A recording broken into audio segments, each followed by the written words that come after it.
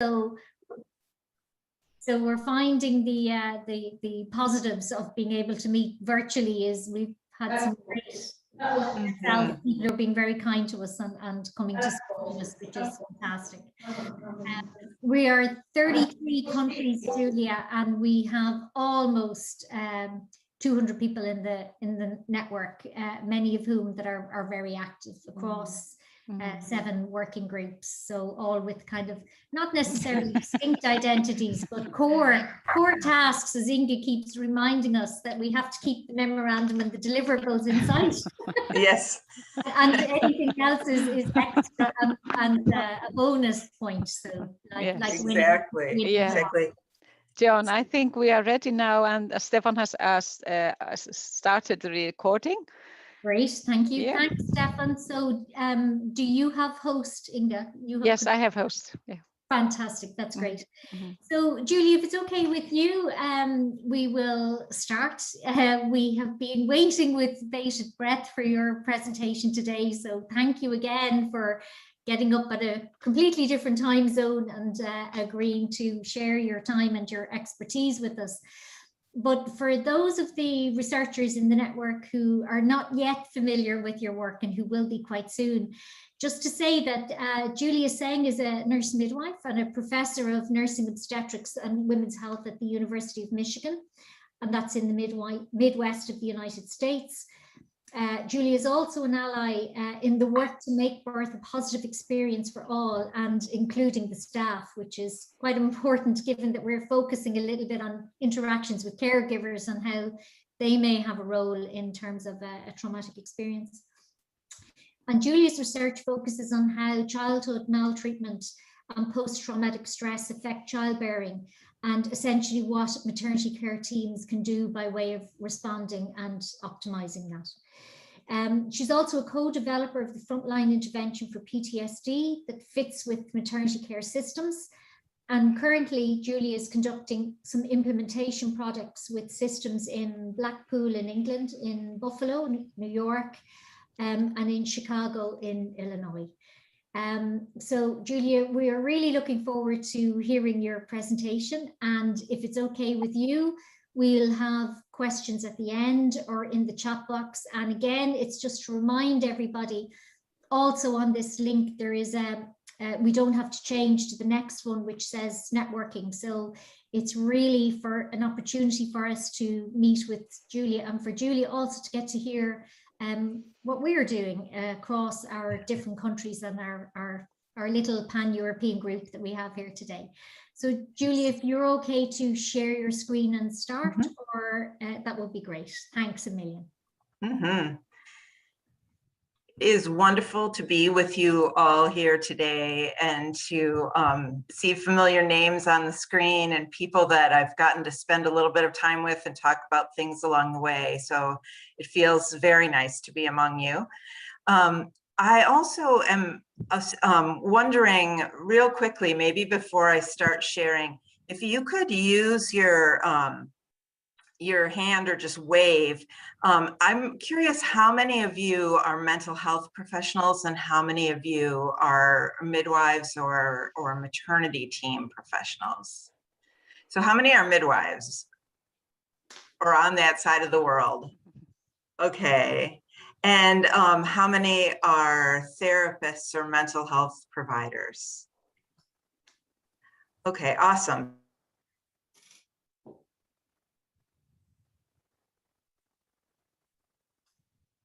Knowledge base, and it means also that I end up having a talk where I just have to put everything out there and talk from both the mental health and obstetric side of things. Usually I'm talking to one or the other, but this is a great integration of both. So my goal also is to kind of talk fast and get to the end and tell a coherent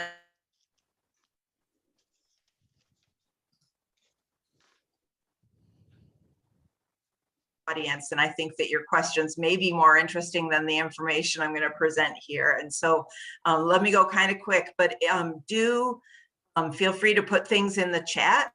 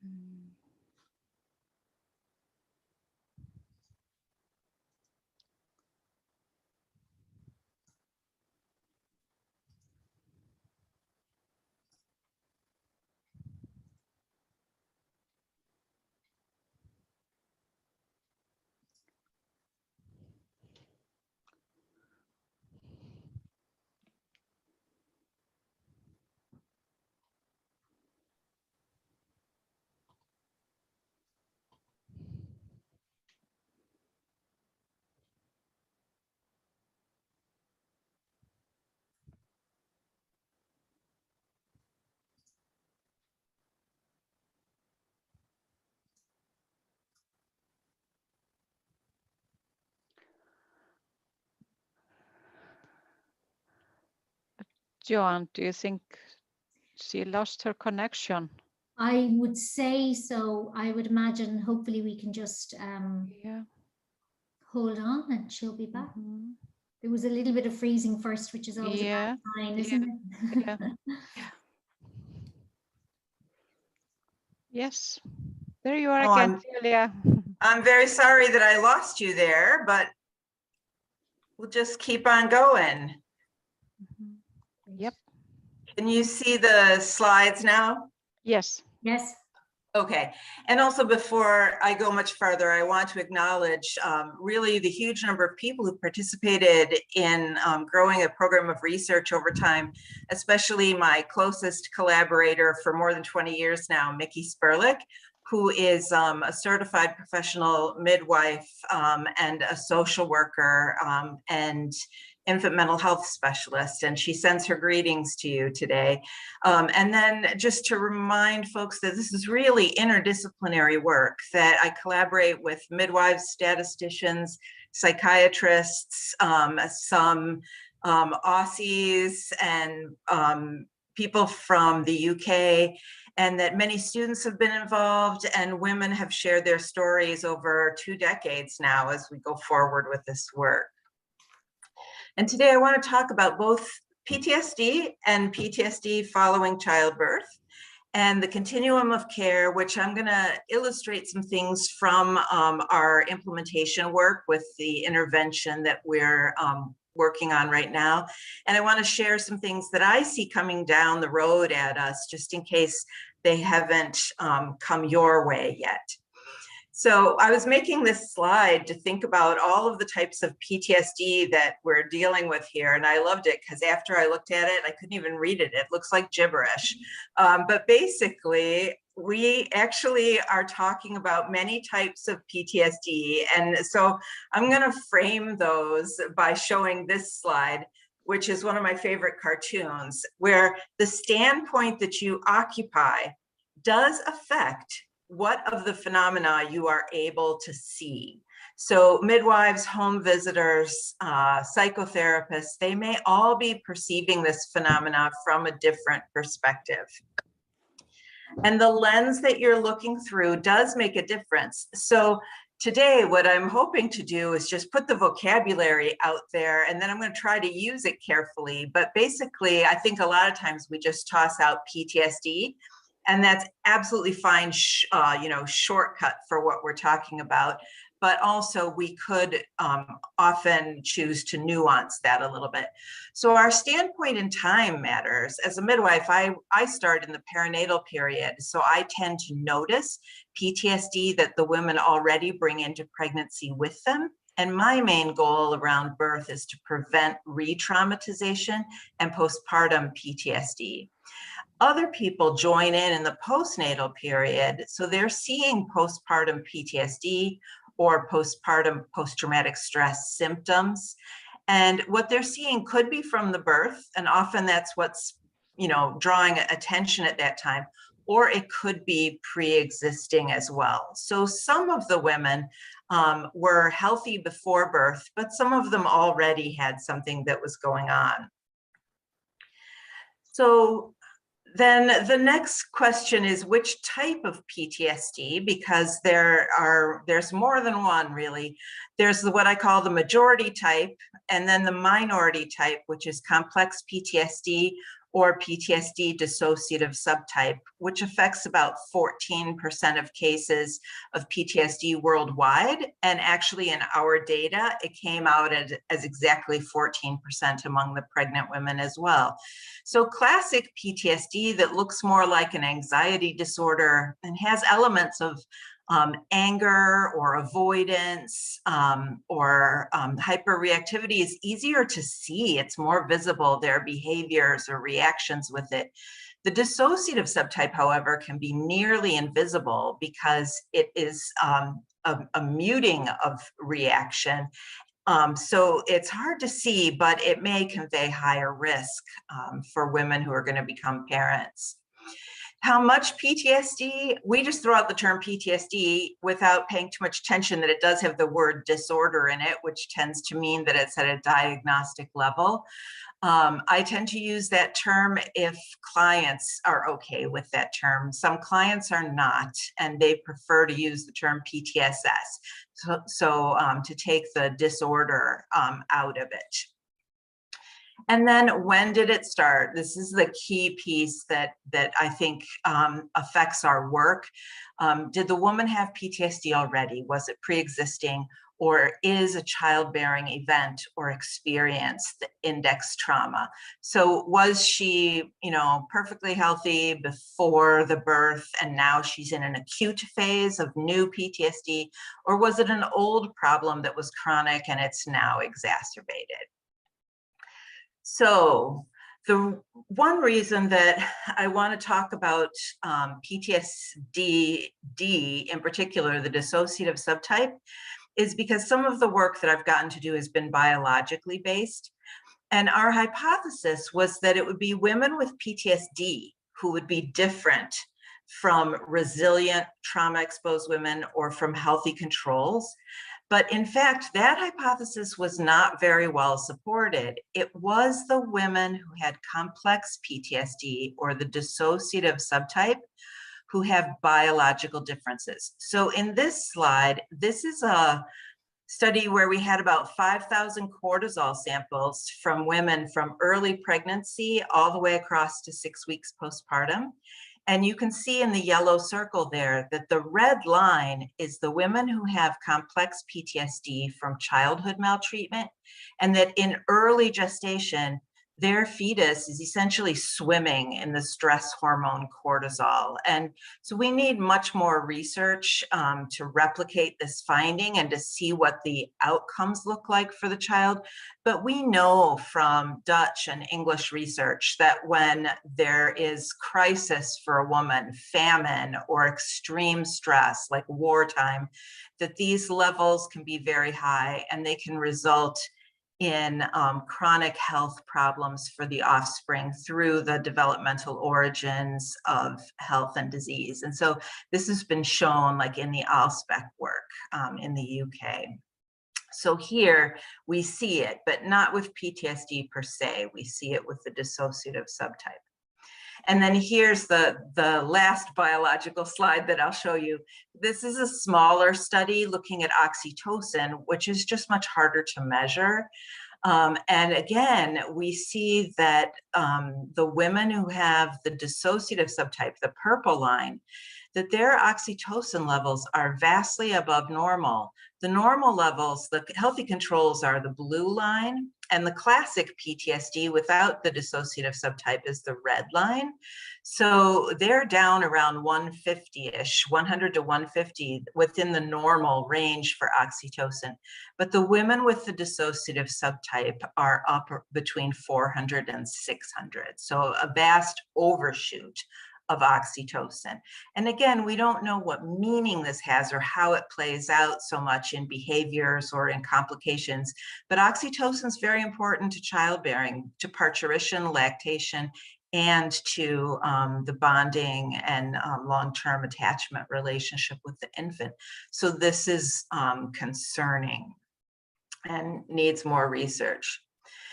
So the big question is, I'm talking about two types of PTSD, right? PTSD from something that the woman brings into pregnancy and then PTSD from the birth. And what are those proportions? There have been quite a few studies. When you look at samples that have kind of a normal community sample, what you find is that about a third to a half of women report that their birth was traumatic to them, either because of an OB event or because of care that they perceived as poor, either incompetent or uncaring. And the rate of actually getting post-traumatic stress from that birth experience, being fully symptomatic, is around 6%. And that's true in work like Susan Ayer's early work. And it was exactly the same rates as she found in England, I found in the Midwest. So basically, overall post-birth PTSD rate of around 6%. In our data, though, we knew how much PTSD women had pre-birth. And so we know that about 3 out of 4 women who meet diagnostic criteria in the postpartum period actually had PTSD already from something else that was probably salient. And so we have to think about them as being especially vulnerable to birth trauma, because it's probably a re-traumatization. The way that we manage birth is something that they're particularly vulnerable to. So another way to think of this is that the 2 columns are like yes, no. Did the woman have PTSD already? And then the 2 rows are, was her childbirth experience traumatic? And then again, you see the 4.5% rate of PTSD in those who already had PTSD, 1.5% in those for whom childbearing was a new trauma, new PTSD. And I really like that square in the 2x2 table of the happy women, where, you know, neither pre-existing nor traumatic birth. And we want to get as many people in that block as possible. So basically, whichever standpoint you're occupying, postpartum care or pregnancy care, we have the same aims. We are trying to prevent birth trauma, whether it's a new trauma or a re-traumatization. And trauma-informed care, which is a complex paradigm to put into place, is certainly a main modality that we can rest into to accomplish this work. So what do we know about prenatal PTSD? The main thing that I think the literature has shown, whether it's been qualitative literature or quantitative literature, is that there are many triggers in pregnancy that can make birth a traumatic experience for women as a re-traumatization. So salient trauma histories from our study, we measured 30 trauma histories, but car accidents or combat experience, house fires, these were not activated during pregnancy, these old traumas.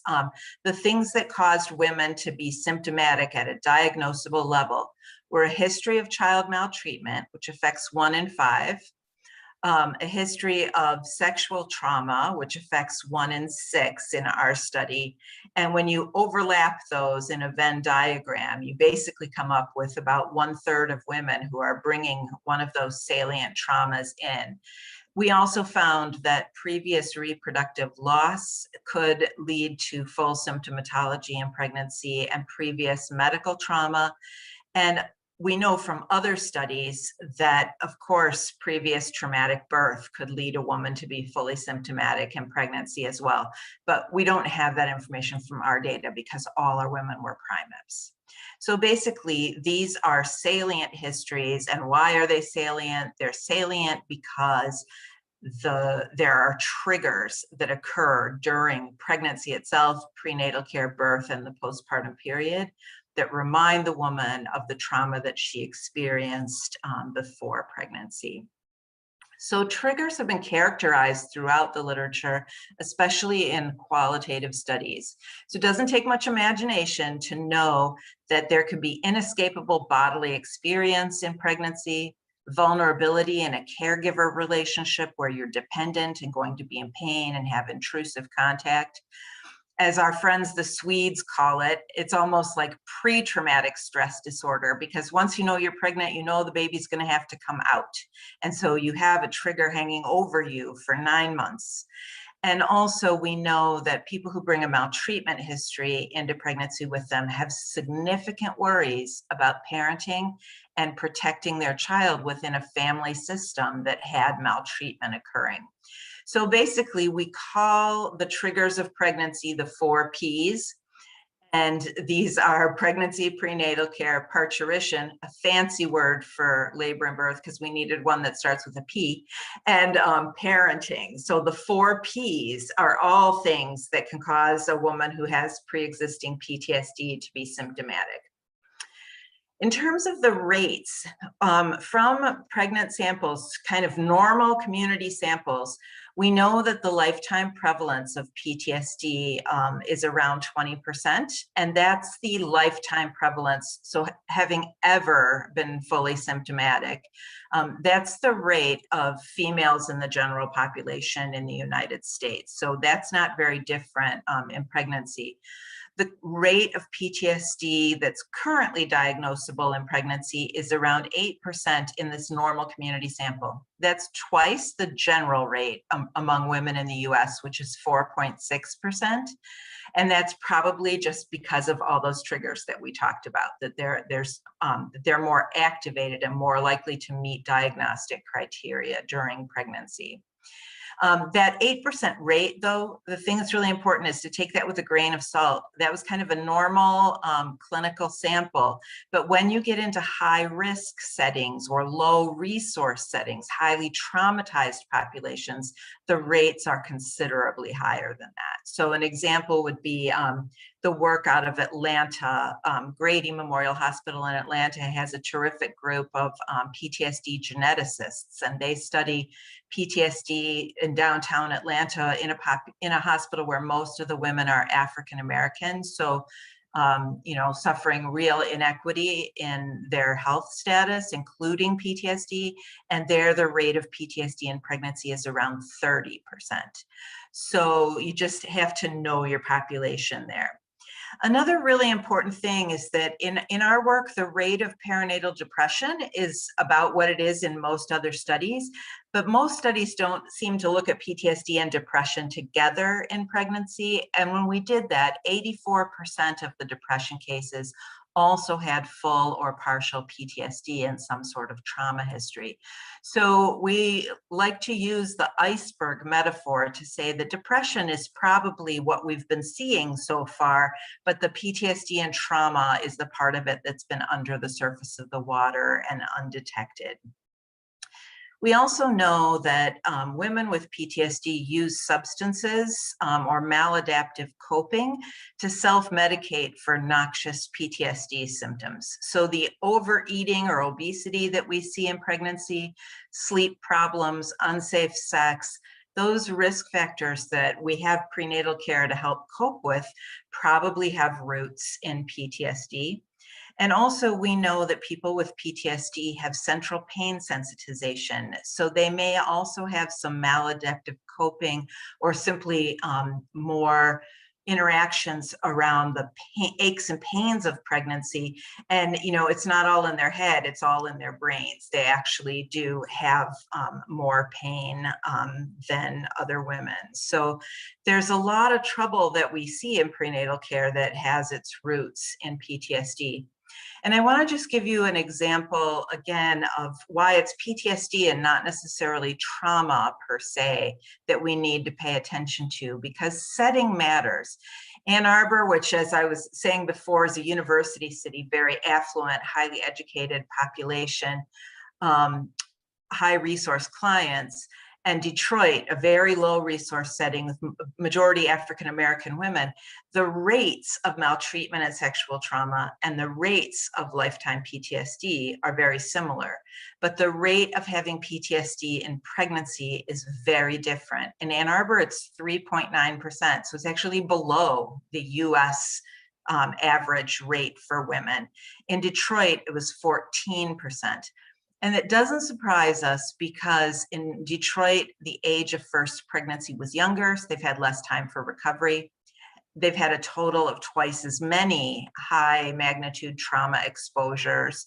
Their most recent one was much more recent than in Ann Arbor. They've had less mental health treatment, and they continue to live in a context of high crime rate and a suboptimal built environment. So more accidents, more injuries that happen. And so it's not surprising that they have higher rates of PTSD, but this means that wherever you are, how vital it is to deal with the prenatal PTSD may differ.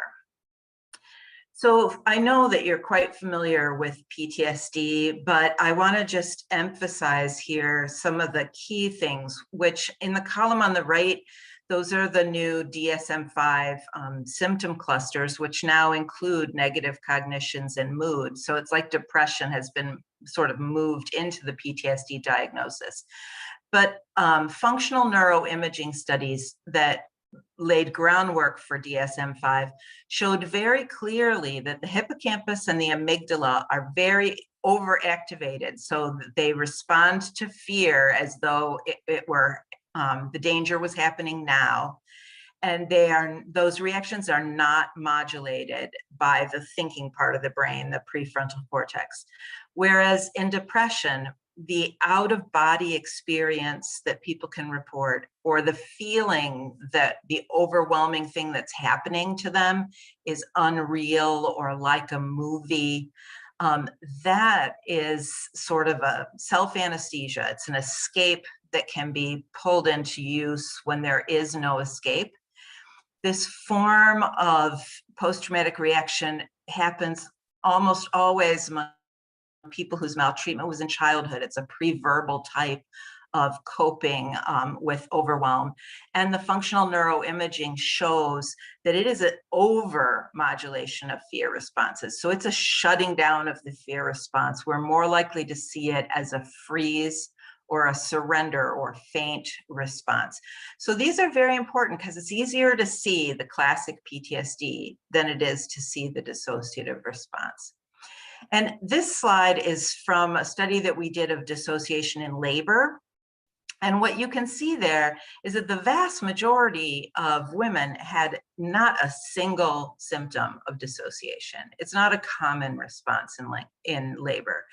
But there are some women who had quite high levels of symptomatology. And so what we found in that study was that those who already dissociated in early pregnancy, so it's a coping that they've used for a long time, they are more likely to deploy dissociative coping in labor when they get overwhelmed. So think of it as a trait that they already have. And in labor, you may be witnessing the state of paratraumatic coping with dissociation. Now, this can happen to anybody. Most of the research on paratraumatic dissociation, or sort of live dissociation, has been done in emergency departments with gunshot wound and stabbing victims or motor vehicle accident victims. Any adult who encounters an overwhelming trauma could dissociate. But what you can see from this slide is that birth doesn't really seem to rise to that level for most women, that it's the women who have the trauma that they're bringing into pregnancy with them who are the most likely to dissociate in labor. So the trait predisposes, and the state of overwhelm precipitates a dissociative reaction. And then we know from our prospective data that the dissociation in labor was a risk for bonding problems and potentially a risk for maltreating the infant as well. So we draw the picture of the phenomena as the cycles of what the mother brings into pregnancy with her. I don't know if you can see my arrow here, whoops.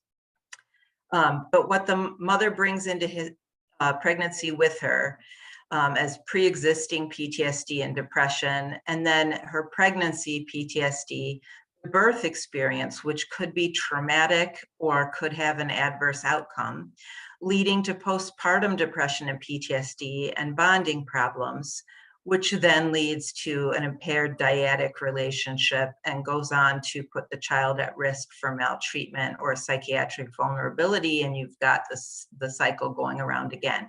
And that this may be happening in a context where there's an abusive partner or a family of origin member who is problematic. The thing I want to point out to you here that our data showed us is very interesting and really merits a specific study is that we have the habit of mind that postpartum mental health disorders in the mom lead to bonding problems. But our data showed that the women already had relationship problems where they said that they felt detached from other people. And that is a part of PTSD symptomatology. It's a part of depression. And then they had bonding problems. And it's possible that the bonding problems are actually making the moms depressed, as well as the other way around. So I think that this is an important thing to study next, because it might get us to where we are able to focus much more on the dyadic relationship from the beginning as another means to prevent postpartum mental health problems. So I want to go now into what can we do about this? And the thing that's really important is that for depression, we've built up a system over the last decade where by and large, we're able to have the obstetric team refer women with depressive symptoms to mental health services. Sometimes they're tailored to the perinatal period. Sometimes they're even co-located. So that is a very good advance, but for PTSD, that is not sufficient. And the reason for that is that the maternity care providers themselves may be witnessing, or they may actually be causing triggers to PTSD. So they have to learn how to try to avoid that or how to repair it at the bedside if it has happened. So we need to go into this trauma-informed continuum of care and build it so that referral is one of the options, but it's not the only option. This image is probably familiar to many of you. It's the World Health Organization's idea of a tiered system of universal, targeted, and specialist interventions. And here we've just mocked it up in relation to trauma-informed care. So universal is a trauma-informed approach, essentially changing habits of mind to ask what's happened to you instead of what's wrong with you, and to take into account the 1 in 5 women who have this history more in high-risk settings even. And then going to the top, that's the system we already have. Ideally, it's not complete, but where we would be able to refer to a psychotherapist or psychiatrist for medication or psychotherapy to be able to treat the post-traumatic stress disorder or other sequelae of the trauma.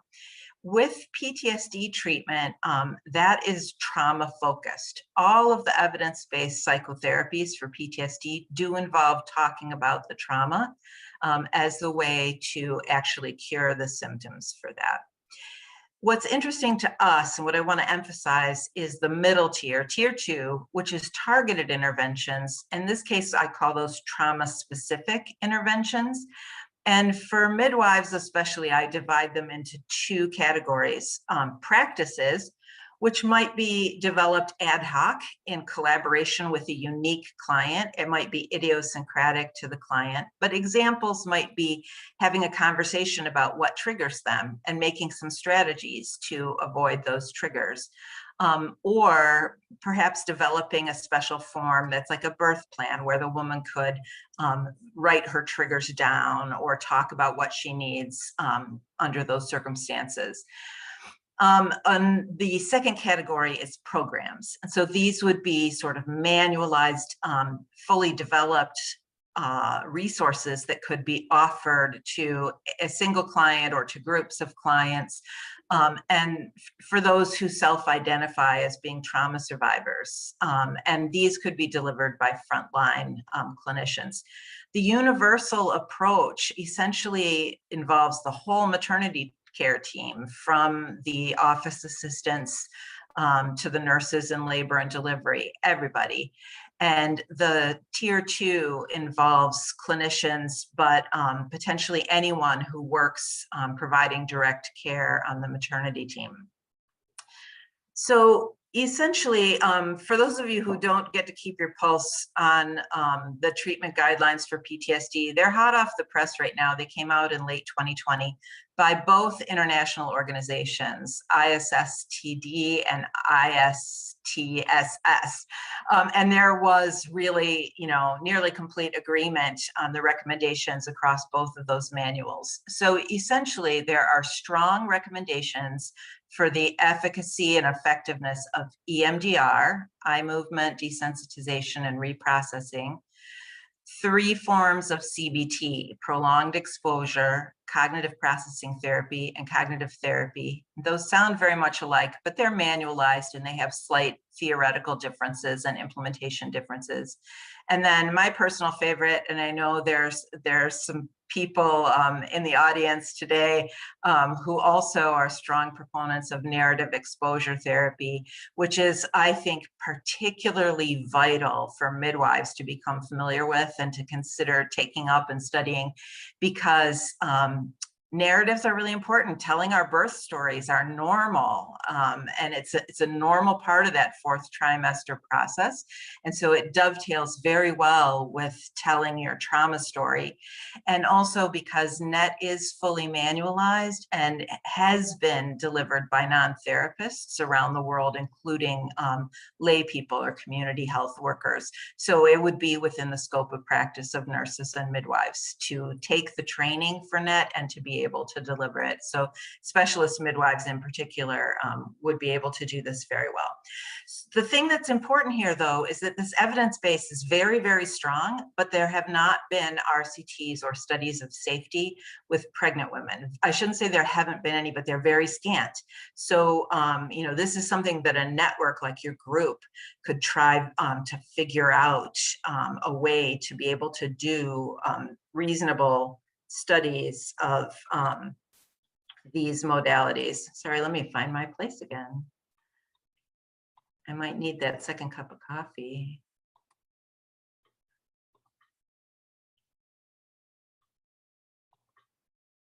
Okay. So then also pharmacology treatment has only a low effect on PTSD. So it is not considered a cure for PTSD, but it is often used as an adjunct to psychotherapy to make the challenges of psychotherapy more tolerable, or as an alternative when people are not able or willing to do psychotherapy. So you can see here that SSRIs and SNRIs have 4 medications that do get the recommendation for use, but as a low effect recommendation. And then a paper came out just at the very end of 2020 by Thompson and Sharma. It's an expert opinion paper only, but it encourages sertraline as having the best profile for pregnancy and breastfeeding. And you can recognize that sertraline is used a lot for depression in pregnancy, so it has long-standing evidence for depression. It hasn't actually had pregnancy effectiveness study for PTSD. So that's another piece of low-hanging research fruit.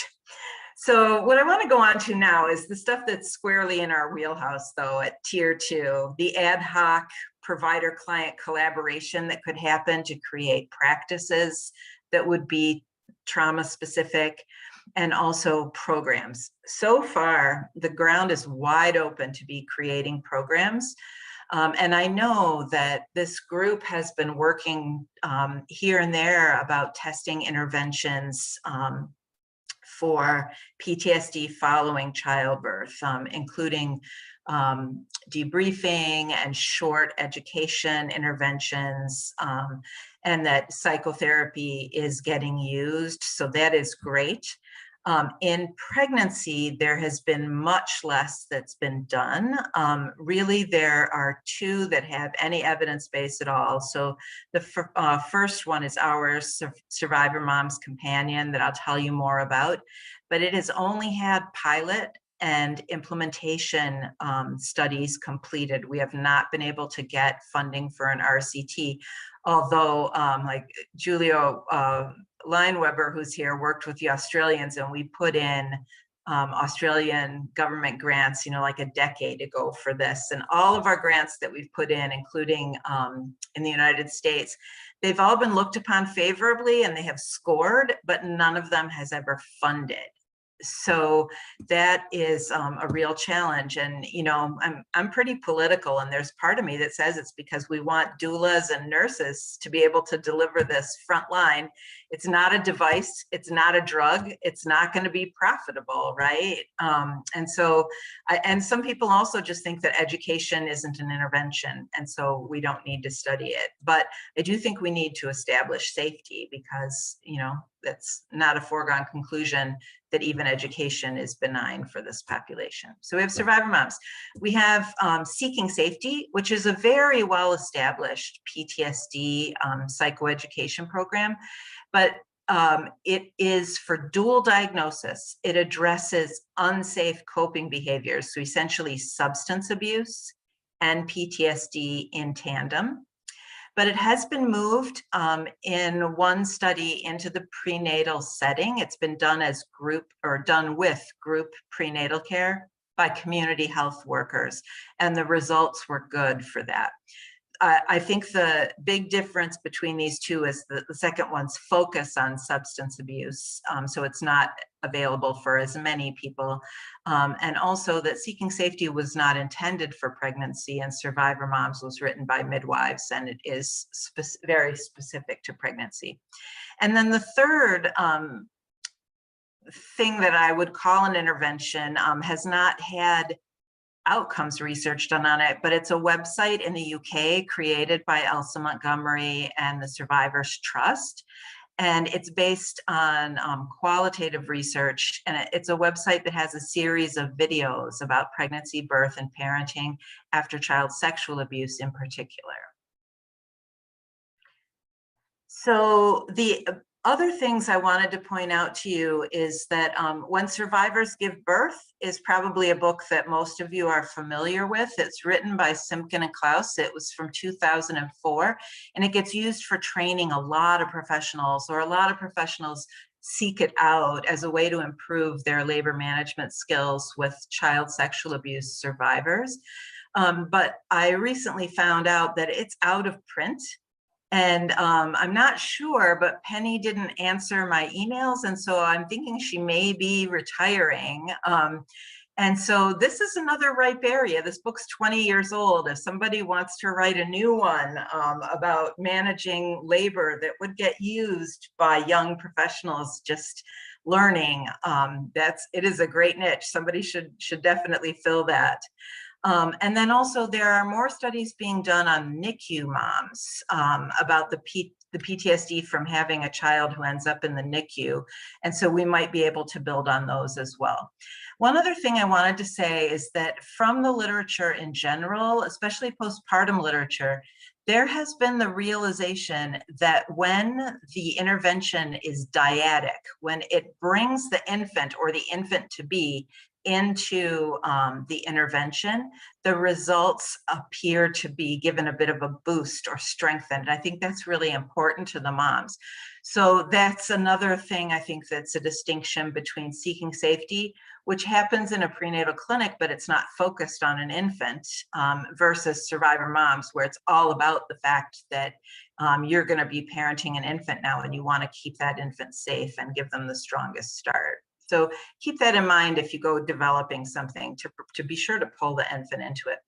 One other thing is that Western psychotherapy has been the dominant paradigm for addressing PTSD, but many things are happening that are indicating that it's certainly not the only way to address PTSD. And so we wrote this article suggesting that interventions can happen at multiple eco-social levels. And so I would really strongly encourage you to think in this way as well.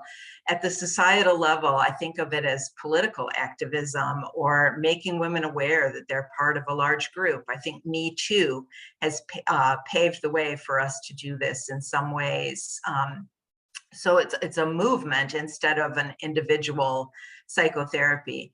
And then also at the community organizational level, there could be survivor mom groups or things that are in the community where women who already have children can help women who are pregnant, that type of social intervention, as well as the interpersonal, which could happen in psychotherapy or could happen with a doula.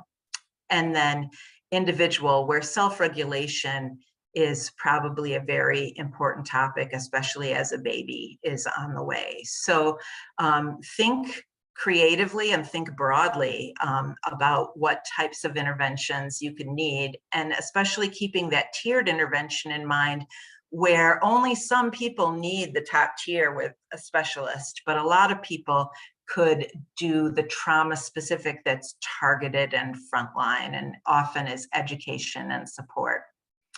So just to recap, trauma-informed care is the universal part, and it's not enough. We also need trauma-specific interventions and trauma-focused treatment. So we need to ask ourselves, are we going to build this based on awareness of how many people in the population have this? So based on epidemiology, or based on people being able to self-identify that they have an unmet need, or based on distress, impairment, and diagnosis. And where does the woman fit? What does she need with that? I want to go now to putting some flesh on the bones of that, because one of the things that we've learned is that we thought the logical place to start would be with the universal and like implementing screening. And we have learned over time that we don't get anywhere after that.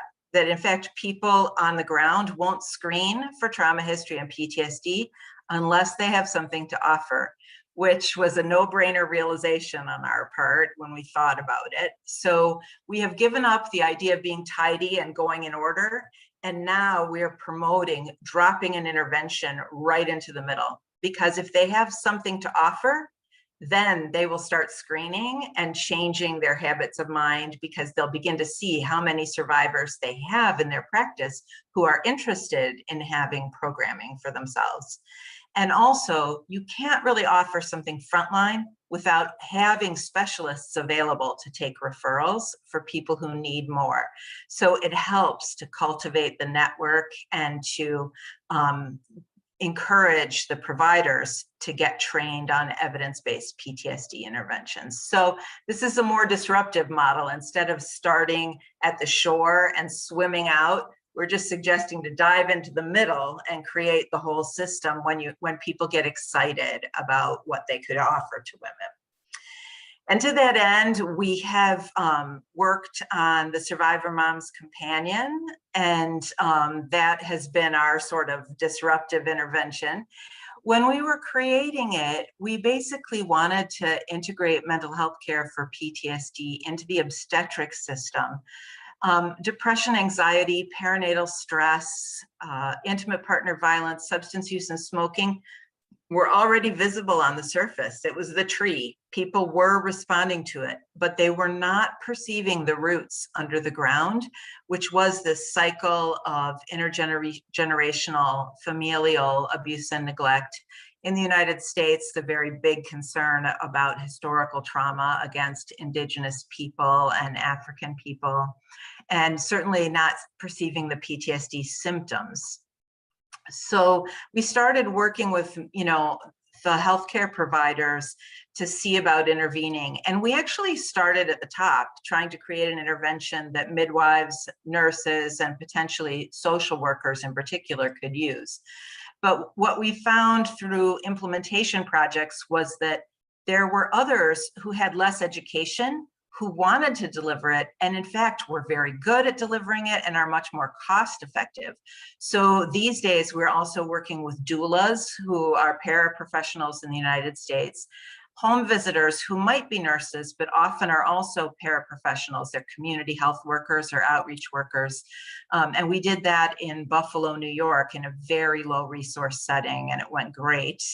And now we're working on the west side of Chicago in a very low resource setting, almost 100% minority, 30% African American and 70% Latinas in this community. And we're using parent advocates. So people who are used to working in the community to improve people's lives, but they are not paid workers, and they have very low levels of education. So what women told us they wanted, and I think that much of this would still be true if people went forward creating new interventions. They want to know they're not the only one. So basically taboo breaking. They want to be able to find other survivor moms. When they find out that there's 1 in 20, they're like, well, how come I never met one?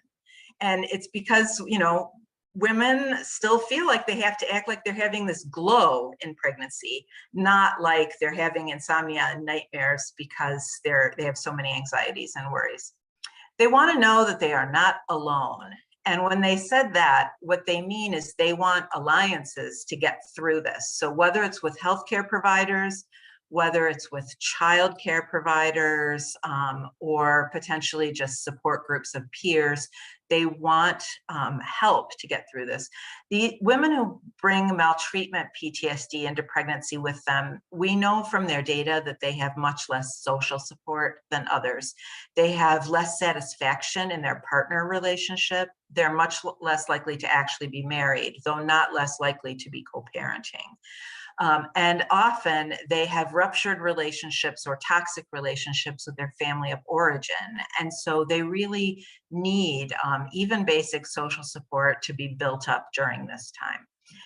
They were really happy to know there's a name for it. And when we started doing this research, you know, people didn't even know that PTSD happened to women. Like, we had to start some of our early articles by explaining what PTSD was and that it wasn't just for combat veterans.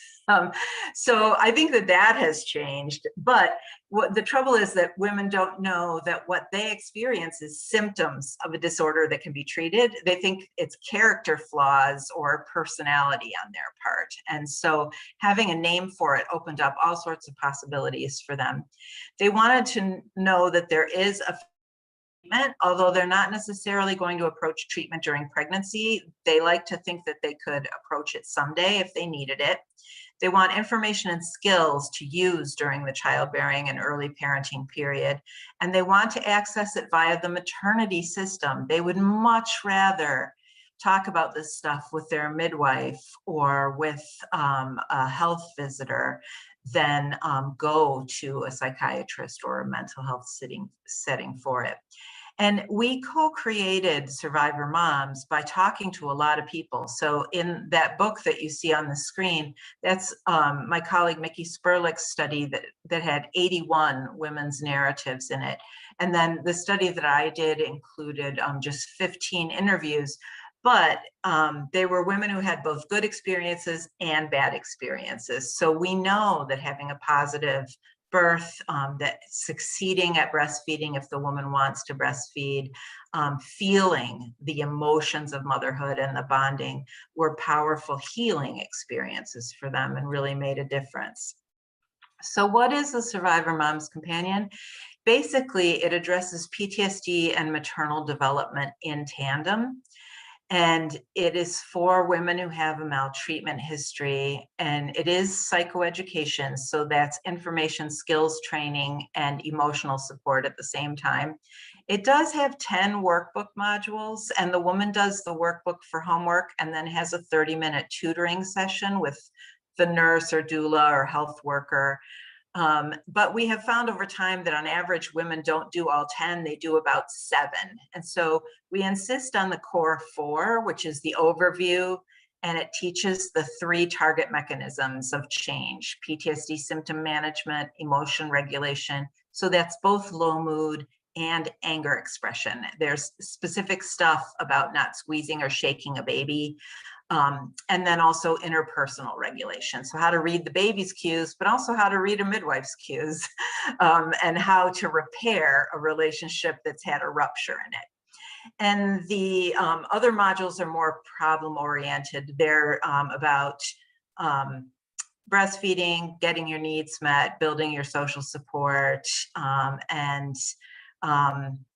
then there is also a module on post-traumatic growth. And the most intense module for people, where they have the highest scores on distress, is module 7, which is about coping with families of origin and making decisions about who can be with the baby unsupervised and who cannot.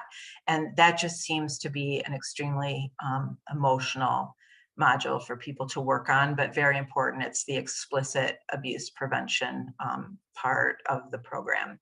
And we have exactly parallel pregnancy and early parenting versions. Our Aussie collaborators, Heather Rowe and Jane Fisher, co-wrote with us the early parenting version. And that version also touches upon the possibility that the birth experience was traumatic and how to work through that. So basically, it is a state of the science intervention. It's exactly like the psychoeducation that would be provided to women maltreatment survivors ahead of facing a psychotherapy. So it has the same target mechanisms as STARE and dialectical behavioral therapy. So it's built on the same theory of change, but where the triggers would be their psychotherapy processing the old trauma. And for survivor moms, the triggers are prenatal care, pregnancy, impending birth, and impending parenting. So it's just a slightly different form of preparation. And people have always asked us, why don't we just put this out on the internet? And we said, no, we won't do that, because trauma happens in relationship and it has to heal in relationship. So the tutor is actually vitally important. I'm going to skip this information. This is just answering, is it a promising intervention? Does it work? And I would say that the results are very encouraging, both in the pilot that we did in Michigan, where the interveners were social workers, and in the Champion project that we did in Buffalo, where the interveners were lay women. They were outreach workers who had usually less than high school education. They usually had done the general education diploma, which means that you dropped out of high school, but then you went back and you did the paperwork and you took the exam. So they were very well matched with the women that they were serving. And it was also a benefit that they were Spanish speaking. So the materials are still in English. We haven't been able to afford to translate them, but tutors who speak Spanish can have the conversations in tutoring in Spanish with the women. So I won't read this slide to you, but basically the evaluations have also been highly favorable, both by the women and by the tutors. So the women say that they learn a lot, they feel hope from this, that they had trust and got a lot more information out of their tutor than they would have gotten out of their obstetrician or midwife, and that some chapters were triggering and difficult to deal with, but they felt better afterwards. So I think that's really important. We measure distress 3 times across a session: homework at the beginning and at the end. And the thing that we find is that they do have emotional engagement, but then they recuperate by the end of the session and they're able to go on with their days. And basically, this quote that's in bold is, "This was the most helpful thing I did during pregnancy. It was a big difference, particularly the vignettes, and it was a bigger difference than I expected." So getting to talk about this a little bit during pregnancy, does seem to make a difference. The tutors like it. They feel that the training gives them confidence and an understanding of how to implement, and that they have people in mind by the time they've gone through the training, clients they've taken care of or are taking care of now, who they think would benefit. Another interesting thing about it is that we have had lots of support along the way, not from the federal government, but from NSPCC in the UK and from Blackpool Better Start, which is funded by the big lottery, from our schools, from the insurance industry, actually, because all of these folks are stakeholders in something that we deal with. So they either say that the cycle of abuse is an intransigent social problem, or that SMC can help improve quality and equitable access to perinatal mental health care. It's child abuse prevention, it improves utilization of maternity care, and it promotes trauma recovery. So we really have had quite a variety of funders. The other thing that's happening in the US now that may begin to happen where you are is that originally there was just one government organization that cared about trauma-informed care, and that was SAMHSA, which deals with mental health and substance abuse services across the country. But since 2019, there are now 27 federal agencies that are taking on the mandate to provide trauma-informed care. And I know that these acronyms won't mean anything to you, but CDC is probably familiar from COVID, the Centers for Disease Prevention and Control, and they are all about child abuse prevention. Medicaid and Medicare payers, health quality organizations, the National Institutes of Health for research organizations. So there are many stakeholders in the government who are going to probably begin to promote this, and then after promotion comes mandate at a certain point if effectiveness is shown. So I think that if that happens in Europe, soon, that will open doors to funding and to doing logistics.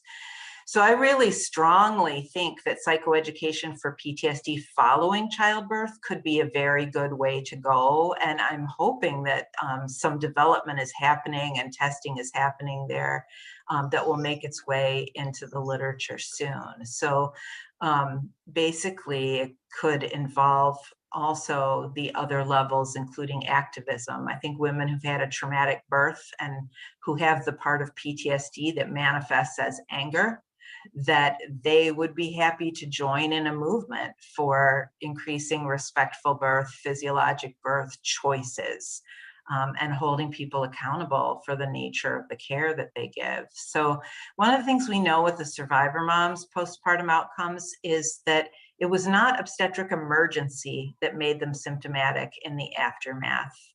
It was more likely the re-traumatization from not being well cared for and being disrespected in labor. An abuse survivor knows when she's been disrespected, and she's not expecting that from caregivers. So manifest anger is something that could be harnessed into activism in the end. In a nutshell, our lessons learned are to go for sustainability from the get-go, which means that having specialist treatment that's effective and evidence-based is important, but moving down the pyramid to having frontline things that can be delivered by frontline workers is also very important. Short is sweet. We made 10 modules, but really, 4 would have probably done the trick, and optional ones after that. Virtual does work. We kept doing this during the pandemic, and we changed our training to being Zoom-based training. So sometimes if people think the numbers in their country are low, or their population is distributed, or it's like a rural population, or low resource women who don't have capacity to travel to a site. We originally developed this for telephone, and certainly we have Zoom now, so virtual is a real possibility. Full manualization is really important.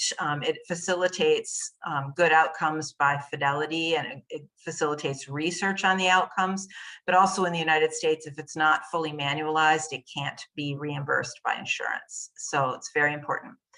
Paraprofessionals do a great job. One rule of thumb, and I could not find a reference for this, but I remember it very strongly because it's absolutely true as it's playing out for us, is that the less education that your implementer has or your intervener has, the more manualization that is required, and the more supervision at the beginning, not necessarily over time, but when the team is just starting out. And also to go ahead and do disruptive change, toss a targeted program into the middle and build out the universal and the specialist linkages. So I could quit there, but I'm going to just run past 2 or 3 more slides to put things on your radar screen, just in case they're not on your radar screen. I know that many of you are in practice, you're administrators, and so as a researcher, I do sometimes have the privilege of just reading things. And one of the things that came across my desk recently, I think is really important, which is that we all know about the ACEs, the adverse childhood events, but Veronique Mead is beginning to promote the ABEs, the adverse babyhood experiences, and these include many birth practices and perinatal outcomes. So I have the website here, but basically if you Google adverse babyhood experiences, you will see her list and description of what those are. And they're working on creating an adverse babyhood experiences score, just like an ACE score. So there's that. The other things that has kind of rocked my world in the last 2 years is that in the United States, where trauma has really been considered within the domains of psychology, it has now pierced our consciousness that trauma is also a human rights violation in many cases. And trauma and human rights are beginning to come together in the ways that we teach about it. And it's doing exciting things about helping us consider different interventions. And it's a very strong paradigm shift that's switching to holding perpetrators accountable rather than helping victims recover. And those two things aren't either or, they go together. So the focus on restorative justice processes and affiliations and activism are coming into play as well. And this is really important because once we do recognize the extent of trauma in our populations, it's going to overwhelm the capacity for individual psychotherapy as a treatment modality. We're going to have to invent some other things. So this book I put up there, it's written by colleagues from my collaborator, Mickey Sperlick's School of Social Work. And I used it for the first time in a course in the fall, and the students just gobbled it up. It blew their minds. So I highly recommend, if you haven't been able to use the human rights framework, basically looking at what happens to women and what happens to children as not only, individual wrongs, but as human rights violations against groups. So it's very powerful. And I just want to leave you with the thought that post-traumatic repair in relationships and in terms of recovery and post-traumatic growth are really feasible goals during the 4 semesters of the childbearing year. So we have a ways to go yet, but I see progress. Great. Yeah, I'm sorry for running over, but it's actually fine, Julia, and thank you so much. That was just amazing. I think I've more notes and questions written than than solutions or suggestions. So, and we have this opportunity now to ask questions, and it links into what we had put aside as a potential sort of networking session anyway. So it's great. We're not under pressure, and of course we'll give you 5 minutes to get a cup of coffee if you need to. It's okay, my coffee's right here. Great. Okay. So very happy to open the floor to questions. So I'm not sure, do people want to raise their hands, or do you want to put it in the chat and I'll bring them forward, or how would you like to do it? If you guys use the raise hand and reactions, it helps me because it bumps you up to the top of my screen. Yeah. So I can see you. That's great. Okay, well, Julia, I might start because I'm just being cheeky, but I'm wondering how the insurance provider industry came to the point of funding anything like this that isn't, sort of, we've got very limited bits that you can get funding depending on your policy here, but it tends to be more around enduring mental health rather than being sort of pregnancy related. It's probably one of the areas where the benefits are least and the shortfall of what you've come up with yourself. Yes. So that is a really tough nut that we are just going to be able to crack, I'm hoping, in the next year. Of course, our health system is extremely fragmented, and home visitors get paid differently than midwives and so forth. But we have done a few good things. We have made it fully manualized. So right now, It's being implemented in our hospital here in Ann Arbor by midwives, and they're going to submit for billing because they can do counseling of a victim of child abuse. And they can do psychoeducation and charge for it. So they're going to do that. The midwives do not want to do this over time because it's not cost effective. But once they've gotten it paid for, then they can write an order for a nurse to do it. And because it's fully manualized, a nurse can be reimbursed. So that would be the next step. We need to succeed with a midwife doing it, then a midwife ordering it for a nurse to do it. And home visitors, those programs are usually paid through government block grants. So they wouldn't need to charge for it in particular. What they would do is just change their home visit from talking about, like, let's say infant development in general, to doing survivor moms for 30 minutes of the 1 hour visit. So it would fit into their paradigm. So it has been really challenging, but once the other thing that can happen is that in their assessment, if they begin to assess for ACEs or child maltreatment history, then they've identified a need to respond to that. There's like a one-to-one in our psychosocial assessments between finding a need and addressing a need. So if they add ACEs scores to their assessment or child maltreatment history to their assessment, then they can use survivor moms to address that unmet need. So it's a process. Yeah, because a lot of what we hear here is, oh, we're prioritizing other acute services, and when we're asking it to come from central funding to be free at the point of use, I think we reach some challenges. Yes, So, exactly. yeah. No, it's definitely a work in progress. And you know, an RCT would really help it be evidence-based and catch on as well.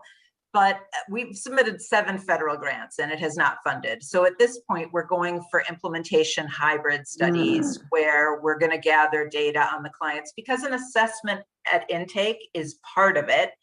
And then an assessment at discharge is part of it. And that's pre-test, post-test. We have implementation notes all along the way. We know who got referrals. We know who used referrals. And so, you know, we're just going to essentially collect de-identified data from multiple sites. But it's not good science. There's no control group. So we need, maybe, you know, Europeans would be able to have a successful RCT of this. I'm not sure. Yeah, it's always coming down to getting that empirical support, isn't it, to validate, which is, yeah. I see there's another comment there, but I'm not sure if people are putting their hands up, but there's a comment there from Katharina. This could also be a tool for peer-to-peer parents organizations. Maybe you would be able to speak to that, Julia? Yeah, so I absolutely positively think so, in which case the costs of it would be very, very low in any case. I don't have evidence yet. We just finished training parent advocates in Chicago. They're doing their first training cases starting next week.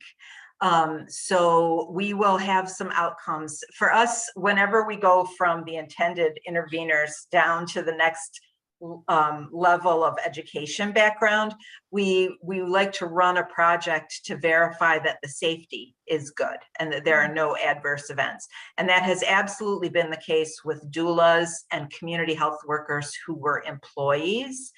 And now we will check with what we're calling near peers. So experienced parents, they turn out to all be survivors. That wasn't a requirement, but of course it's salient to them. So that's wonderful. And they will have supervision for it. So it's not yet, you know, completely free flowing. They are connected to an organization that can support them as tutors. But yeah, that would be very exciting. Also, group prenatal care. You know, in the United States, a lot of groups are doing centering and meeting with people as a group. Yeah. Olga, I see your hand. And then Julia, I see you too. Yeah. Was that my Olga, hand you're muted. to take down? Yeah. Julia. First of all, I would like to thank you, because while you were talking, it was as if there was someone caressing my heart. So thank you for that. Thank you for bringing this to this group, because I've been working in the field for 25 years now. I'm very well aware of what you are talking or not talking, but implying. And I would very much like to ask you, from your experience, what is it that creates so much resistance in our field as professionals to see what is apparent, but no one wants to touch or embrace and bring to the surface? Mm-hmm. You know, Olga, I think that's a really good question, and we could have a really rich discussion about that. But my sense is that there are many healthcare providers who have some trauma too, if not from childhood, from their medical education, which is a form of hazing. I think in many places, it's very noxious and tough on the person. And also, obstetricians are surgeons, and I think that they self-select to that. But what we depend on them for is to be able to do surgery in an emergency. It's not the same personality as the person who could have a meaningful conversation with someone about why they're anxious or what happened to them, what do they need. So I think it's a matter of also reaching the providers and helping them process any trauma that they have. But also systems change. In the United States, midwives and obstetricians get 6 minutes for a prenatal visit, 6 minutes. They're desperately afraid of opening a can of worms that they don't have any time to deal with. And so I think there's resistance there. So I think we need to trauma inform the system where PTSD becomes a diagnosis like gestational diabetes or like preeclampsia that deserves extra visits and perhaps extra caregivers. And the extra caregiver could be a doula or a parent volunteer, but the person may still need something. And we just have to get the system to be able to recognize this as a real thing and then see that interventions could actually get us to better outcomes. And I think it's still a long process. Can we perhaps, in this group, which has now listened to this, can we just open up and embrace this as a possibility for the next 2 years to go for this action, to do something, taking into account that this might be a possibility to look at? We can talk about that at future meetings, Olga. Yeah. Yeah. I would be thrilled. Absolutely. I would be thrilled. So and you know, I think that you're capable of implementation and research projects. And so a lot could be accomplished. We also are going to the level of producing education for the providers, which I think is very important as well. Thank you. Julia, you've had your hand up for a while.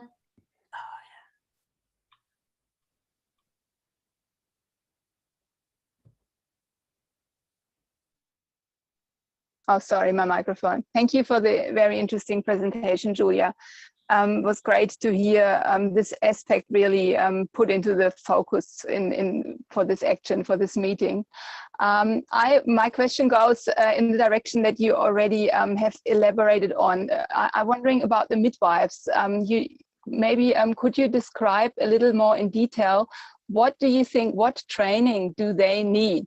Because if we were to implement that intervention as described, like the Survivor Mom's Guide, like, you know, they have in Germany, I can say, for example, the midwives have very different levels of education in regards to maternal mental health and trauma.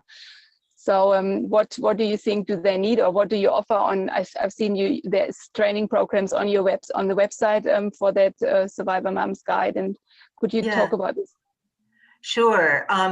I don't think they need a whole lot. I think that midwives care about interpersonal practice, and they've probably seen it all. They just haven't necessarily known what they're looking at or how to respond. So some of the things that we hope to try in the near future is to provide education with, first of all, a journal club to help people's knowledge base, but also to give them the core 4. So to work with them to do the same 4 modules that the women do, so that they're learning exactly what their clients are learning in terms of examples and vocabulary and getting to problem solve for clients. They're seeing it from the client perspective. And that essentially they would do that as though it were a journal club. They would do it together and then get to talk about cases that they've had and so forth. And we're doing that because the people who've done it so far thought it was really fun. And, you know, it's written at the 4th grade level, so even a midwife can read it, right? And that they enjoyed seeing what their clients were going to be learning, and it got them ready to meet clients on the ground about it and have conversations. So I don't think that they need something super intense. I think that basic things would really help them, especially when there is the program to offer then, because they can say, well, let's talk about what your triggers are, but also why don't you take the Survivor Moms course and see how that goes. I also am working on creating a course that's more sophisticated that'll be available online for people who do have a very strong interest and want to gain some real sophistication around this, but that doesn't have to be everybody. Thank you. Anja? Yeah, Julia, sorry. Thank you very much for your wonderful, wonderfully interesting talk, I should say. I was just wondering if you suddenly had the money to run a large RCT, as you have wanted to do for a long time. I was just keen to know what will be your primary outcome. And I tell you why I'm asking you, because it is such a complex issue, isn't it? And I was sort of thinking whilst you were talking, wow, you know, how would we be able to actually measure the effect of such an intervention, which is really a complex intervention. And yeah. You know, I'm just aware of other sort of interventions. I don't know if you saw the publication by Pauline Slade and colleagues who did a trial on, I think it's called the Straub trial, who looked at a psychoeducational intervention immediately after childbirth to try and prevent PTSD, and they didn't show any effect of this. And this was also an intervention carried out by midwives, which of course is a different population and a different focus from what you're talking about. But I was just keen to hear what you would reply in terms of how would you define actually your primary outcome? Yeah. You know, what would be your main focus of your intervention if you had to test the effect of it? So in all of the RCTs that we proposed that didn't fund, the primary outcome is management of PTSD symptoms. So we would expect a drop in symptoms. And I can show you the slide where in fact we do get that at a medium effect size. Yeah. So our theory of change is management of PTSD symptoms despite the presence of triggers. Yeah. Emotion regulation, interpersonal regulation. So we also measure those things. And then in the last one that we proposed, which was a large grant, so it was a $5 million instead of, NIH usually caps it at $2.5 million. But we went on to measure infant outcomes in that one, as well as maternal mental health.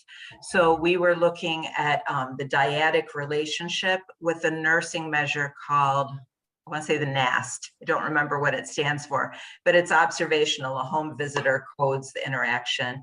And we would have been looking at infant developmental milestones and potentially even self-regulation like infant cortisol, infant heart rate variability, because in moms who are not doing well, you know, one way to see a PTSD reaction is that it's dysregulation.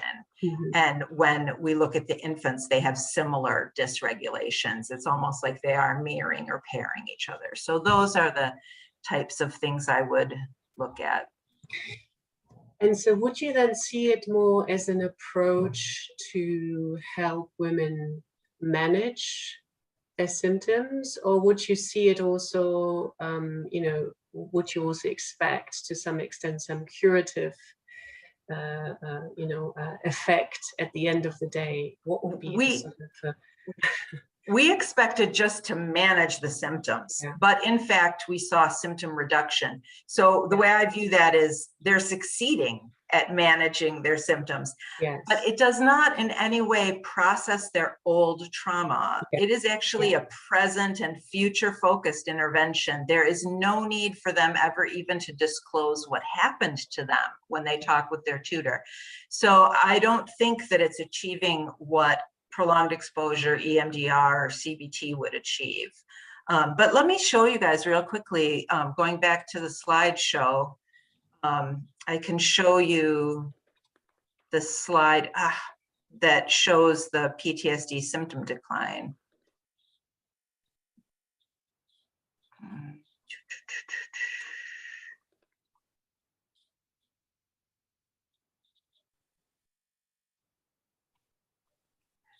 Okay, let me just do screen share here.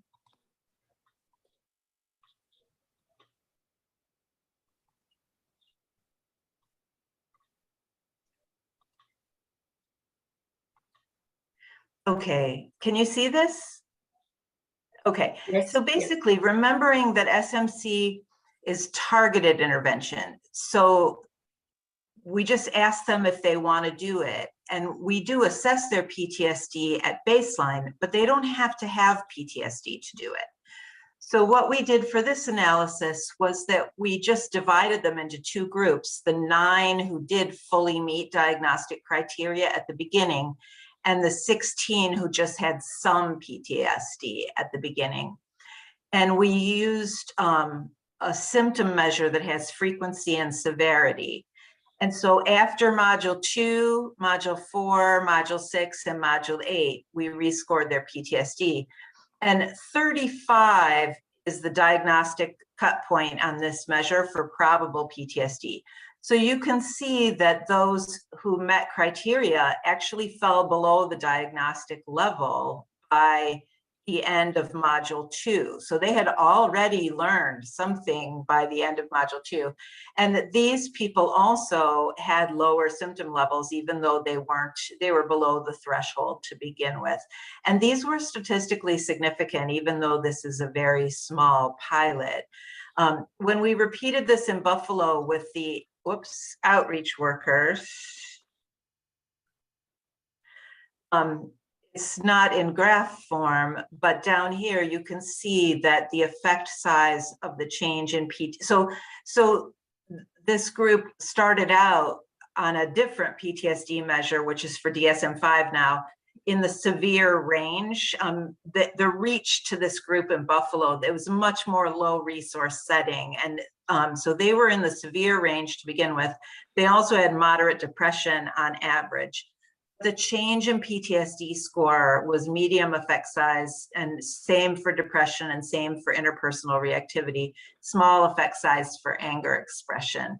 So basically, they're getting effects that are similar, almost as good as a psychotherapy, which is kind of beyond our expectations, but it also points to how unmet their needs are, that, you know, even just learning what it is and how to manage it, having some metaphors to think through or tricks to try, was helpful to them. Thank you. And I'm sure there are lots of mechanisms at play, right? I mean, one could think about, you talked about emotional regulation. I suppose one could think also about cognitive mechanisms in terms of reappraisal and, you know, change of meaning. Yeah. Think about empowerment. I mean, there's so many different mechanisms at play, one would imagine, right? Both linked to the individual as well as to the interaction with the care providers, as well as to the setting as such, you know, that is sort of meeting perhaps more the needs of. Yeah. And I think there are probably so many non-specific benefits. in terms of finding out you're not the only one, finding out that you have symptoms, not a horrible personality.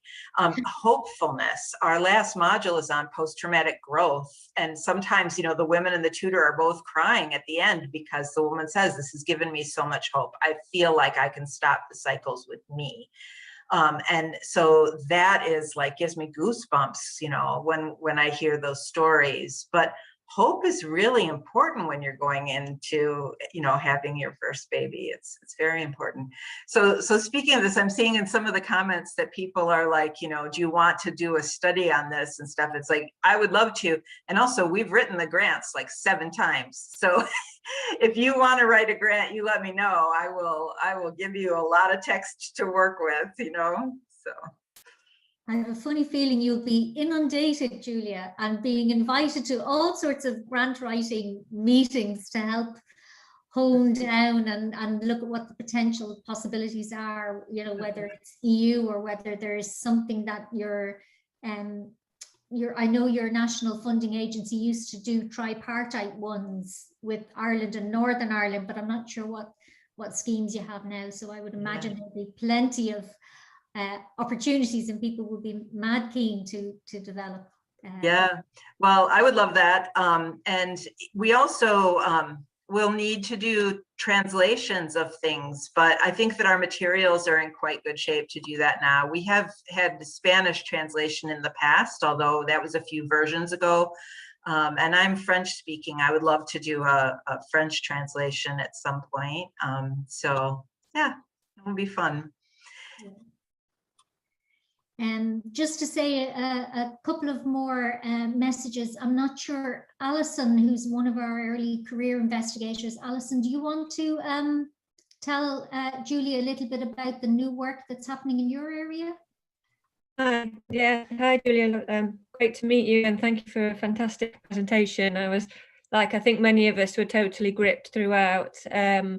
I just wanted to say it's really resonating with the work that I'm doing at the hospital where I work at the moment in the UK. We're currently setting up a birth trauma service that is prominently focusing on a joint integrated maternity and psychology service that's going to have maternal mental health midwives sat within that structure for referring on to a psychologist that will sit within maternity services.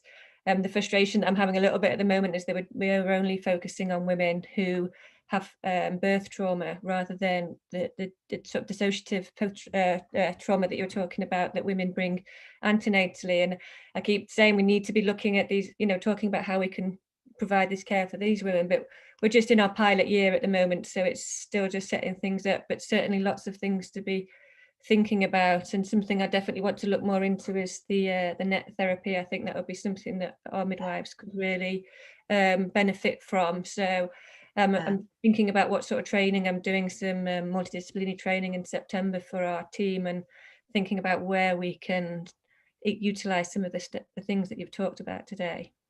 I know that Andrea Spiridu is here, and she's a net trainer and proponent. So hopefully you guys know each other already and can connect around that. She's person that I've worked with on thinking through those ideas.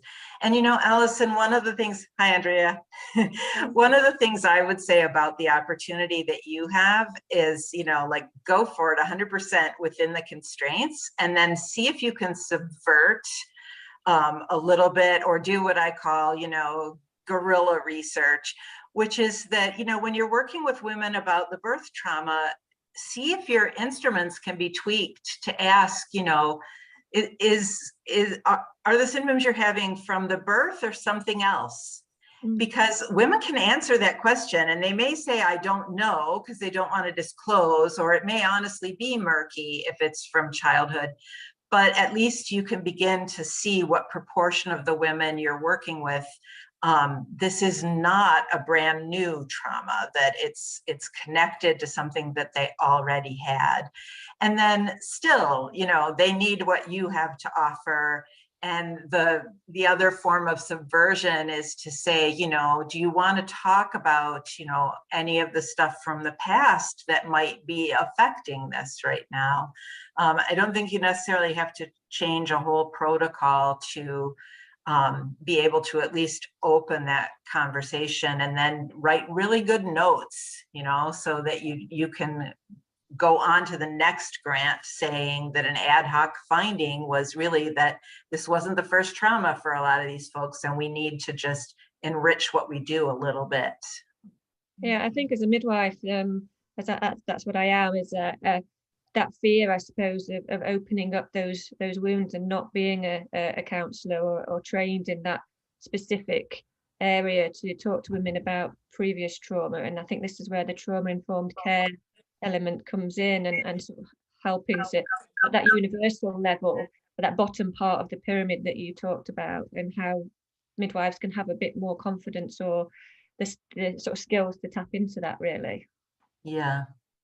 And, you know, I don't want to encourage anything that in your judgment could cause harm, but I do strengthen you to consider the disruptive change of also creating something frontline that's available. You know, if you implement your intervention and you find that, you know, 4 out of the first 6 women are symptomatic, but it's both the birth and something else, you know, that gives you a chance to not stop your trial, but to go back to your research group and say, we have to advocate for something more here, because even though the data are thin, there's data that dovetails with the literature that would say that, you know, we need to address this also, and how can we do that? Excellent, thank you. So before we exhaust Julie altogether, can I just ask if there's any more? Susan, I see your hand is up there. Thank you, Susan. Hi there, Julia. Thank you for that amazing talk. Really, so much information, and really, really interesting. I was particularly interested in what you were saying about the salient trauma history. And the Survivor Mums program seems to be very much developed around maltreatment or a history of sexual trauma, perhaps. And I wondered about the other salient traumas that you mentioned, of previous pregnancy loss, medical trauma, or previous traumatic birth, and whether the Survivor Mums program could be used with that group, or whether that would require some modification or something different. Great question. I do think that SMC is really for people who identify that they had some abuse or neglect or sexual trauma prior to pregnancy. So if, for example, they had let's say they'd had a miscarriage before, and so throughout the pregnancy they're concerned about the risk of losing this pregnancy, I just don't think that Survivor Moms is going to affect that anxiety. I think they would need a different program. But I think that, you know, that 1 out of 5 women who have this background also maybe had those other things happen as well. And so it's possible that the 2 types of programming could go together. But I just think that we still need to develop good frontline programs for perinatal loss, although there are more than for maltreatment history.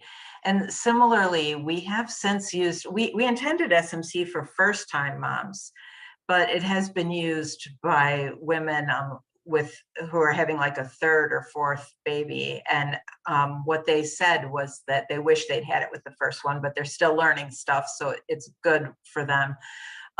But we just, in all my research, I have only collected really good data with women for whom it was the first birth. So I don't know really how birth trauma would play out for them in the early parenting version. And I think it would be great for somebody to test that. We have more people who are testing the pregnancy version and working with pregnant women, but we would love to have people who would take on the postnatal version and see how that worked, and even examine the module that touches on telling your birth story, and if you had a traumatic birth, and see what you think, because our mindset was really that this was a survivor, and anything could have happened during her birth. It wasn't set toward the birth trauma per se. Great, thank you. Thank you for inviting me, by the way. Oh, I'm so pleased you came. Amazing, amazing talk. Julia, can I ask, in those first-time moms, did they all give birth to a single fetus? Yes, I think so. Yeah, I suppose I'm particularly interested in where there's a multiple pregnancy and different outcomes for each infant, if you know what I mean. Yeah, so I suppose it sort of fits a little bit with your NICU and stillbirth mums in some ways, but yet there's a live child as well, if that makes any sense. I'm wondering if you work in that area. That's great. I mean, the way that we think of SMC is that it's a tool, but the woman still needs the right tutor with her. And so, I mean, another way to handle it would be, instead of a frontline worker as the tutor, for someone who had a complicated case, to actually give them a mental health provider who would work on the book with them, or give them a perinatal nurse and someone who knew therapeutic communication and anticipatory guidance for people who have, you know, challenges that go beyond the manualized intervention. Yeah. And I know that we had significant issues here in Ireland where it became a standard of practice that women would be asked about intimate partner violence. And it took a long time for it to be implemented on the basis that, well, what do we do in response? Now it's kind of gone the other way, and it came to a head actually during the pandemic, where we were asking the question, we got used to asking the question, but there was no space available in any refuges after we had asked. And so I'm kind of wondering about not just the fear of, is there a service, but at what point, if you ask and you get a response that you're concerned about, might it overwhelm a service that isn't particularly well resourced? And I'm wondering, did you come across any of that in terms of any kind of ethical or service provider blocks, you know, how do we anticipate what this is going to do? Yeah, so actually we did run across that in Blackpool, England, which was a champion site for taking on survivor moms through the Center for Early Childhood Development, which is funded by the big lottery and works in collaboration with NSPCC. And it was social workers who were implementing there. And what ended up happening fairly early on was that it became clear that they were recruiting through children's centers in the community and offering it in home visits, and that they could not get a referral to mental health for the clients. Like, they could just get them to the GP, which, you know, wasn't very useful because the GP didn't have anything to offer either. And so they actually stopped the project for a little while. And we went back to England. You know, we had a contract to work with them over several years, and we went back to England, and instead of watching over the team delivering it, we participated in workforce development opportunities. So Elsa Montgomery came, Julie Taylor. So people who had expertise in this joined with Mickey and I. We went to the Blackpool Winter Garden, the big auditorium, and we led a panel that we saw a bit of a movie, and then we led a panel discussion, and the police chief was there, and we were there, and some specialist midwife was there. And we did the work of trying to help Blackpool become a little bit trauma informed. And then the British there in your group may know that a call went out from the National Health Service to write clinical guidelines about trauma-informed care for maternity care. And we engaged with Blackpool in putting in a bid for that, and that was accepted. And I was not able to take part in that, but Mickey Spurlick did work on that. And so those recommendations should be coming out any day now. I think they may actually already just be out. So essentially, it's trying to build the system. And what has happened is that the social workers did like the intervention very, very much. So what they would do is, when they thought a woman would benefit and she was well plugged into the healthcare system, and they thought she was pretty stable and probably not going to need a referral, they actually have gone ahead and continued to offer it. So even though they stopped after about a dozen women, actually about 72 women have done the program. It's totally like not even official right now. They're just pulling it out when they think that it's safe to do it without the system being entirely in place. But the specialist midwives, they should be connecting better to the NHS, and they should be pulling the specialist midwives in, or community midwives who have continuity of care. I'm not expert on the health system there, but I know that that's what they're trying to do. That their conclusion from the very beginning was, oh, we just did disruptive change. We threw this frontline intervention in, and we don't have tier 3. Yeah. We got to get tier 3. Yeah. Yeah, my head is spinning. Sorry, Julia. That's why I'm being so inarticulate at all of the possibilities. If there's low-hanging fruit, how can we get it and get it quickly to build further on? So, can I ask anyone else any last questions, or I will say thank you to Julia. Any last questions? Sorry, do you mind if I ask a question? Yes, please, Julia, answer. Go ahead. While if you're still happy to listen to another question. Oh yeah. I love your model of trauma-informed care, and I suppose the way I understood it was also that there is this whole aspect of sort of staff themselves engaging in more reflection about their own practice, and sort of staff being more supported by their colleagues, but also by the hierarchy and so on. And I just wondered, to what extent have you been able to also look at that in a little bit more detail? Maybe that hasn't been a priority, but I just wondered, do you have any data yet on sort of, to what extent actually has care improved from an objective point of view, if we want to put it like that, because of this approach of trauma-informed care? Yeah, that's a great question, and I really thank you for asking it.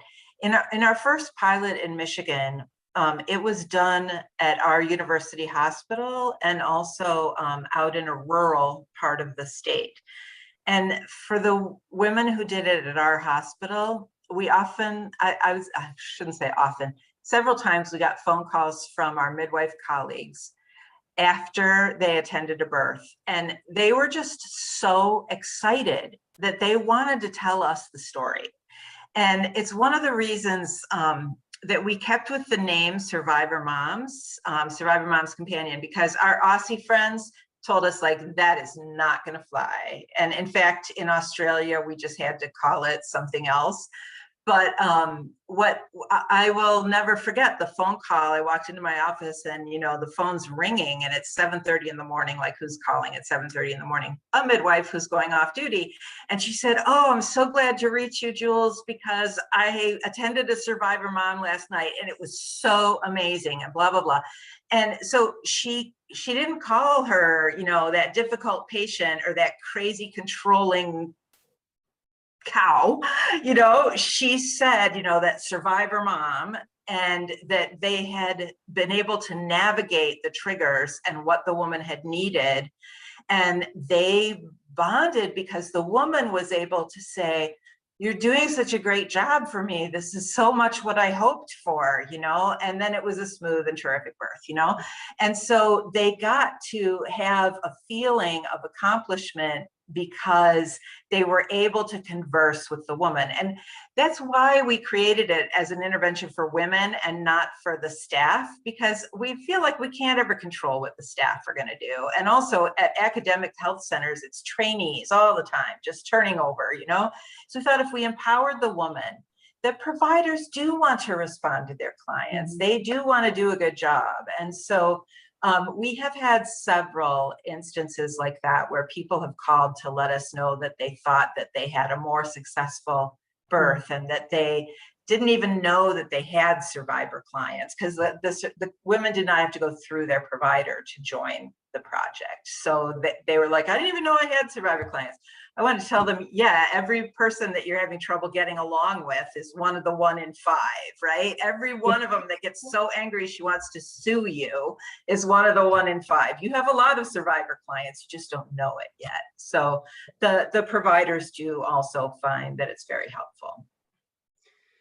Yes, and I guess, as you say, I mean, we know the negative spiral of interaction between, women and healthcare providers, but of course it can also hopefully turn into this positive spiral where, more and more positive interactions are happening. And so, the quality of care also improves from an objective point of view.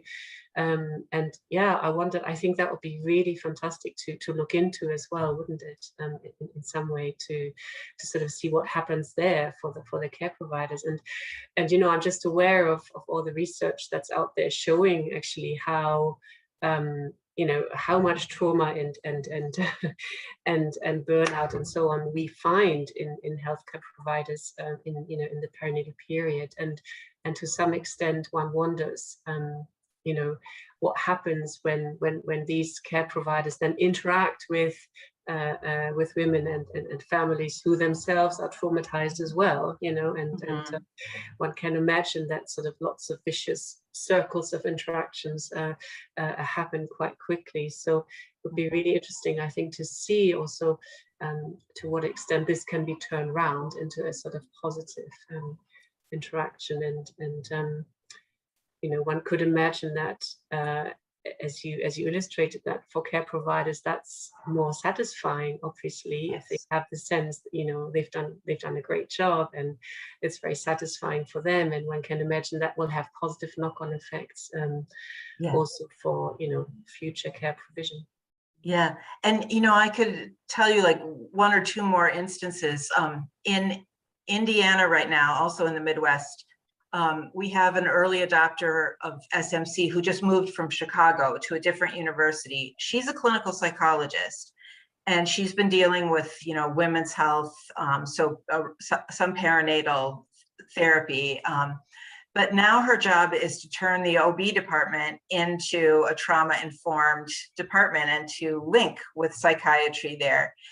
And one of the first things that she's going to be doing is leading a journal club with some guides that we have developed and a book group for the OB residents. And I think that what happens when you start is you get this relationship between a mental health professional who is sophisticated in their understanding, but wants to be friends with these docs, and the docs get to know you as a real person and a colleague. And then the possibility for consultation for difficult cases comes up, and people get ever more sophisticated. It's not like we stop making mistakes, but we debrief from them and we think of what we could have done differently, and then we do better. And also then when the docs have a really harrowing experience, they also have someone that they can reach out to say, I'm traumatized about this, and just get some support outside of the medical community, because it's not always supported to share that. Those surgeons are supposed to be tough, right? Yeah. So that relationship between the therapist and the OB team is very important. And honestly, they feel uplifted when they do a good job for a provider or for a client. I remember a story, and that's why I talk also about these days. I don't say so much about post-traumatic stress recovery, because that makes it sound like it's an individual a lot of the time. I talk about post-traumatic stress repair, because it needs to be fixed, but often it's a relationship issue. And we talk about repair in psychotherapy relationships or in mother-infant dyadic relationships. And so there was a story about an obstetrician who in an emergency had to cut an episiotomy. And that woman had specifically said she did not want to be cut. And so that person realized that they had to do it in the emergency. They felt it was their best judgment. There was no time to talk about it or ask permission. And yet they knew that they had, basically done a bad thing. It was a problem. they were able to go to the client's room and talk about it afterwards and say, I'm so sorry. And that woman's birth story went from, you know, being violated to understanding that there had been an emergency and that this person did the best they could for her, and that there had been no time to talk about it, but they came back afterwards and there was repair there. And her birth story was less distorted and more complete after that happened. And the provider got to feel better too, because they had the courage to go to the bedside and have that, I'm sorry I had to cut you, here's why, can we please talk about it, conversation. So it doesn't take a lot to make the staff more sophisticated and more willing. It's just they need to share case experiences, and they need to share their triumphs and build on them. Thank you very much, Julia. Great, Julia, thank you so much. I think we have taken 2 hours of your time. Oh, it was my pleasure. And I should go now and let you all wrap up your conference. I hope that your 2 days together have been strengthening and productive. And I will download, I'll just take a minute, ignore me, to download the chat questions. And I gave Fiona the slides, and you know, I think the recording happened, but my email is on the slides, and I'm very happy to hear from anyone. If any of you are in practice and can't get articles or things, I'm happy to send you PDFs as well. So just, that's fantastic, and I have no doubt that we'll be in touch again as we progress and, you know, think things through. And I think we're all in such a delightful spin now that we need a bit of processing time, but I've absolutely no doubt we'll be in touch with you again if you've no objection to that. We will be back, as great. I would love it. Thank you very much. So what I will do now, if everybody else is okay, I would just like to say thank you so much to Julia for being so generous with her time and for sharing so much with us. And it's lovely just to have such a positive perspective, not always a pathologizing orientation to everything. And as you say, not the bad person, the character flaws and all the rest of it, but, you know, this happened to me and I can be assisted and whatever. So just to say thank you to everybody as well. And I'm sure you're all keen to sign out. We're all in very different time zones. The one disadvantage of not being in the same room is we're not on the same time zone. So can I thank everybody, and just to say I'll see you all again soon. And it was again a pleasure to have 2 lovely days with all of you, and no doubt we'll be in touch again soon. So can I thank you all very much and bring our lovely 2-day meeting to a close. Thank you so much.